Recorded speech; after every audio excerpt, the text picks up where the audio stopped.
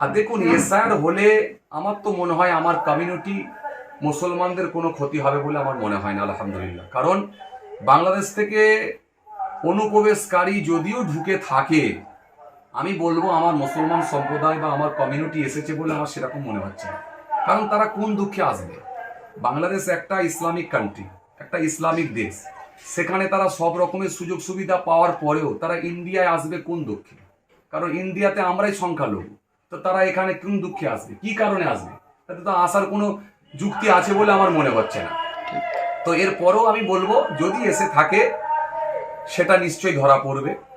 আর আরেকটা কথা বলবো, এই যে বর্ডার ফোর্স বা বর্ডার সিকিউরিটি বা বর্ডার যে আপনার ফোর্স বা বিএসএফ সিআরপিএফ যাই বলেন না কেন, তো বর্ডার ফোর্স এত সিআরপিএফ এত কড়াকড়ি থাকার পরেও কি করে বর্ডার ক্রস করে বা বর্ডার আপনার বর্ডারের ক্রস করে কি করে আমার ইন্ডিয়ায় এসে পৌঁছাবে? যেহেতু এখন বর্তমান যা সিচুয়েশন ভারতবর্ষের সঙ্গে বাংলাদেশের একটা বিশাল সেন্সিটিভ ব্যাপার হয়ে দাঁড়িয়েছে, তো সুতরাং সেখান থেকে কি করে আসবে? আসা তো সম্ভবই নয় বলে মনে হয়। আর যদিও এসে থাকে তাহলে নিশ্চয়ই এখানে বর্ডার ফোর্স যারা আছেন বা যাদের নেতৃত্বে আছেন বা যাদের যাদের নির্দেশ যাদের তত্ত্বাবধানে আছেন বা যাদের নির্দেশে আছেন, নিশ্চয়ই এখানে কারো না কারো গাফলতি আছে, নালে ঢুকবে কি করে?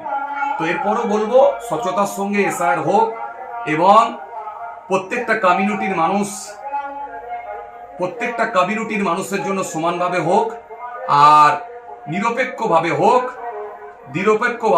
সঠিকভাবে হোক, তাহলে ইনশাল্লাহ নিশ্চিতভাবে কোনো সমস্যা হবে না। আর আমি একটুকু অনুরোধ করব, যেটা বারবার অন্তত খুব ভালো করে লক্ষ্য দেওয়া, যাতে করে কোনো বৈধ নাগরিক বাদ না পড়ে যায়, বৈধ নাগরিক যাতে করে কোনো বাদ না পড়ে যায়, এটা খুব ভালো করে আমাদের প্রত্যেককে সচেতন থাকা এবং যারা বিএলআরের দায়িত্বে যারা থাকবেন এবং যারা কর্তৃপক্ষ যারা থাকবেন, তাদের প্রত্যেকের কাছে অনুরোধ থাকবে যেন কোনো বৈধ নাগরিক বাদ না পড়ে যায়। এবং সমস্ত নাগরিক যারা বিশেষ করে বাংলার তথা ভারতবর্ষের বিভিন্ন স্টেট বিভিন্ন রাজ্যে যারা বসবাস করেন, সবাই যেন এই ভারতবর্ষে শান্তি বজায় রেখে কাঁধে কাঁধ মিলিয়ে যেভাবে বসবাস করে আসছে সেভাবেই যেন তারা থাকে, এটুকু আমার অনুরোধ থাকবে। হিন্দু মুসলমান শিখ ইসাই প্রত্যেকটা সম্প্রদায়ের মানুষ যেভাবে তারা ভারতবর্ষের জমিনে আছেন সেভাবে যেন থাকেন, আমি এটুকুই আশাবাদী হব, এটুকুই আশা রাখবো, এটুকুই প্রত্যাশা করব।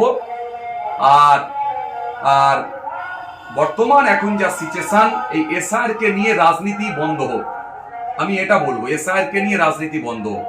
কারণ প্রত্যেকটা নেতা প্রত্যেকটা লিডারের মুখে একই কথা, সেই এসআইআর নিয়ে এরা মানুষের সামনে এমন ভুল প্রচার ভুল বার্তা পৌঁছাচ্ছে, মানুষের ভেতরে একটা আতঙ্ক তৈরি হয়ে গেছে। সোশ্যাল মিডিয়ার মাধ্যম দিয়ে জানতে পেরেছি বা দেখলাম যে কয়েকটা মানুষ ইতিমধ্যে আত্মহত্যাও করেছে, আত্মহত্যার পথ বেছে নিচ্ছে। তো সুতরাং এই ভুল মেসেজগুলো মানুষকে না দেওয়া, মানুষের সামনে ভয়ভীতি আতঙ্ক না তৈরি করা, এইগুলোকে আমি বারণ করব। আর এসআইআর নিয়ে রাজনীতি বন্ধ হোক, এটা চাইবো। প্রত্যেকটা কমিউনিটির মানুষের কাছে সমান মেসেজ যাক, সমান বার্তা যাক, এবং প্রত্যেকটা দলের রাজনীতিবিদ যারা আছেন তাদের কাছে আমার অনুরোধ থাকবে, আপনারা রাজনীতি করুন, উন্নয়ন নিয়ে বলুন, উন্নয়ন নিয়ে বলুন, মানুষের রুজি রুটি নিয়ে বলুন, কর্ম নিয়ে বলুন, কি বলে কর্মসংস্থান নিয়ে বলুন, স্বাস্থ্য নিয়ে বলুন, চিকিৎসা নিয়ে বলুন, উন্নয়ন নিয়ে বলুন, এগুলো নিয়ে মানুষের সামনে বলুন। নিশ্চয়ই মানুষ আপনাদেরকে সাধুবাদ জানাবে, নিশ্চয়ই মানুষ আপনাদেরকে সমর্থন করবে, নিশ্চয়ই মানুষ আপনাদের পাশে থাকবে, নিশ্চয়ই মানুষ আপনাদেরকে 100% আপনাদেরকে ভোট দেবে। এই উন্নয়ন যখন মানুষের পাশে থাকবে, মনে রাখতে হবে সেই সরকারই কিন্তু টিকে থাকবে। মানুষ যখন সরকারের পাশে দাঁড়াবে, মনে রাখবেন সেই সরকার নিশ্চয়ই উন্নয়ন যারা করবে তারাই মানুষের পাশে দাঁড়াবে। যাই হোক, সকলকে সালাম ভালোবাসা জানাই। আসসালামু আলাইকুম। আসসালামু আলাইকুম ওয়া রাহমাতুল্লাহি ওয়া বারাকাতুহু। সর্বপ্রথম আমি আমার হরিণখোলা দরবার শরীফের পক্ষ থেকে আপনাদের এই রাইট নিউজ চ্যানেল কর্তৃপক্ষ যারা আছেন এবং দর্শকবৃন্দ যারা দেখেন বা ফলোয়ার্স যারা আছেন, সবাইকে আন্তরিক শুভেচ্ছা মোবারকবাদ জানাই। দেখুন, এসআইআর নিয়ে সত্যি একটা মানুষের ভেতরে একটা আতঙ্ক তৈরি হয়েছে। আর এটা সরকার অনুমোদিত এবং নির্বাচন কমিশনের নির্দেশে হচ্ছে। সুতরাং এখানে বাধা বা আপত্তি দেওয়ার কারো কিছু নাই। এসআইআর হোক আমরাও চাই এবং এসআইআরটা অবশ্যই দরকারও আছে, কারণ ভারতবর্ষের জমিনে আমরা যতটুকু জানতে পেরেছি বিভিন্ন নিউজ মাধ্যমে এবং নেতাদের বক্তৃতার মাধ্যম দিয়ে আমরা জানতে পেরেছি যে অনেক অনুপ্রবেশকারী ঢুকে যাচ্ছেন এবং অনেক ভুয়া ভোটার এবং অনেক মৃত ভোটার, তাদের সেই ভোটার তালিকা থেকে নামগুলোকে কাটা যাচ্ছে না বা ডিলিট হয়নি। তো সেই জন্য একটা এসআইআর অবশ্যই দরকার। তো আমি এটুকু অনুরোধ করব, এসআইআর হোক স্বচ্ছভাবে হোক, এসআইআর হোক স্বচ্ছভাবে হোক এবং সমস্ত কমিউনিটির মানুষকে সমানভাবে লক্ষ্য রেখে এসআইআরটা হোক। আর দ্বিতীয় কথা বলবো, এসআইআরটা যেমন হচ্ছে এটা একটু মানুষের মধ্যে যে আতঙ্ক তৈরি হয়েছে, সে আতঙ্ক মানুষের মধ্যে থেকে আস্তে আস্তে সেটা যেন মুছে যায় বা তাদের মধ্যে যে ভয় ভীতি সেটা যেন অন্তত সেই দিকটা যেন মানুষের দিক দিয়ে ক্লিয়ার হয়, সেটাকে মানুষের কাছে সেইভাবে উপস্থাপন করা, সেইভাবে মানুষের কাছে বার্তা দেওয়া, সেইভাবে মানুষের কাছে পৌঁছে দেওয়া যে এসআইআর কোনো ভয়ের ব্যাপার নয়।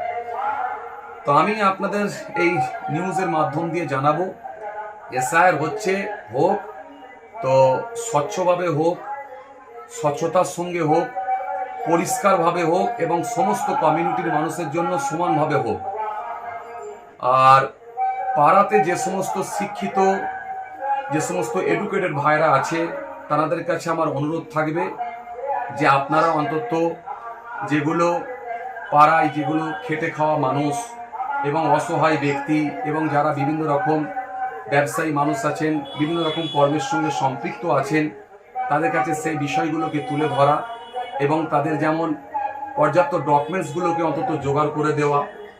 এই যে 11টা ডকুমেন্টস চেয়েছে তার ভেতরে অন্তত ডকুমেন্টসগুলো যে কটা পাওয়া যায় ঠিকঠাকভাবে রেডি করে রাখা এবং 2002 সালের লিস্টে নাম আছে কি না সেই দিকটা দেখে নেওয়া এবং তাদের কাছে ওই আপনার কি বলে ওই 2002 সালের যে লিস্ট এবং তার সাথে সাথে যে 11টা